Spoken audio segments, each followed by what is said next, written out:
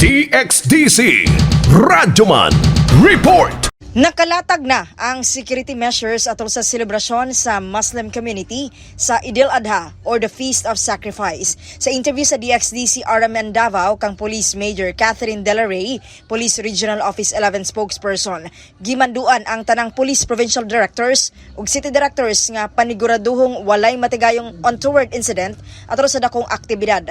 Daghang personahe ang i-deploy sa Intero Region 11 para makabot ang malinawon ug hapsay nga Idil Adha sama sa mga nakalabayng mga selebrasyon. Nanawagan ang PRO 11 sa kooperasyon sa publiko sa pagtuman sa mga protocol samtang gipahigayon ang maong religious activity sa nagkadiyang parte sa Davao Region. Our regional director already directed the provincial and city director to make sure that the celebration of the Eid al-Adha of our Muslim brothers and sisters will be successful without any untoward incident or zero crime incident. Kasama mo sa balita ug serbisyo publiko, reaching millions nationwide and worldwide for 70 years. Radyoman Aimee Ginita, Tatak RMN. Tatak RMN.